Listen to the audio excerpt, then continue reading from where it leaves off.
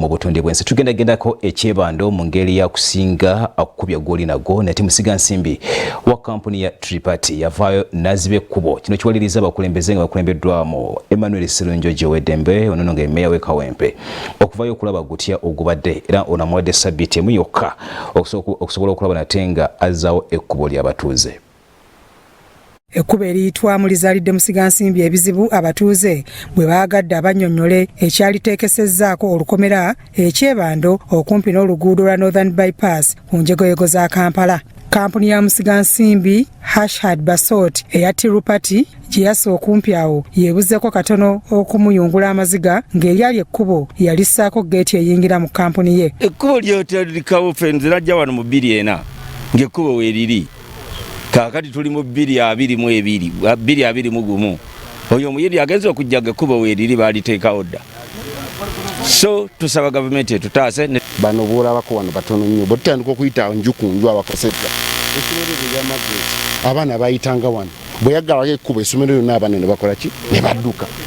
Omwami ali wano nanyini Margaret liri awo mabega ng'oyita wano ogwawa ndowooza oliraba liiryo Margaret shortcut yabanga wano ne kati omuntu n'omugamba ayite eri oba omusazeeko population eno yonna. Affected by Tirupati perimeter wall can have a road access to their plots of land. According to the sketch map on the road network for the area, the wall is not supposed to block the proposed road going to the neighbors' plots plan. Copy the sketch map attached.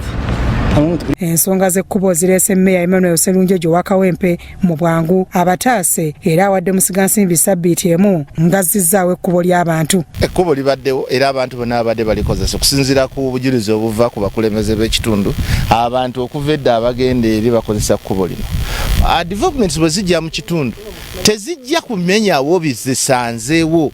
Waliwo ebintu bye tosobola kukwatako ng'ozze mu kitundu ng'oluzi olubeera olwa public tosobola kulujjawo ng'ekkubo tosobola kulijjayo ng'eddwaliro nga libadde linawe liri ne buba ng'ozze n'osanga ettaka kasadda eddwaliro liba likozesebwa bantu tolina kukikwatako ekyo kiri obvious kimanyiddwa ate tusuubira nti naye yandiyagadde okubeera neighbor omulungi so bw'abeera nga ayagala okubeera neighbor omulungi tumusuubira okukolagana n'abatuuze tumusuubira okukolagana n'abakulembeze ate tumusuubira okukolagana ne authorities. Abakiikirira ekitundu mu lukiiko lwa Kawempe Division bavumiridde ekikolwa ky'abafere bano. Okufuna ekkubo eryo agenze n'azibikira abantu abalala tebalina ngeri gye basobola kufuna kkubo access libatwala ku faamu zaabwe ku property zaabwe ez'enjawulo era y'omu yagenda n'adivertinga channel y'omwala n'aguteeka ewalala okuzibikira ekkubo eri abantu okutuukayo. Kugula ebizimbe teyajjaga nti azze kugula ebizimbe na kujjawo kkubo ly'abantu.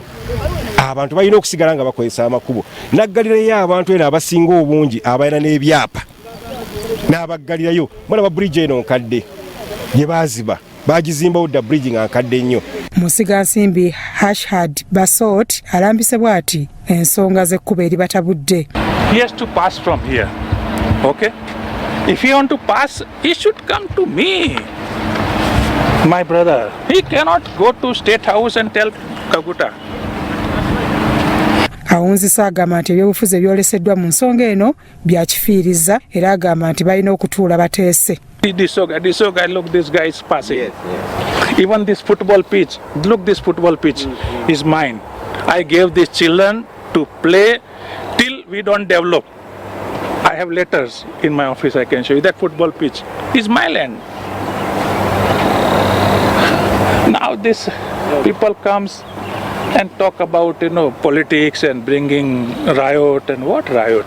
Byawola Gabriel, Crossroad TV, Omunyi.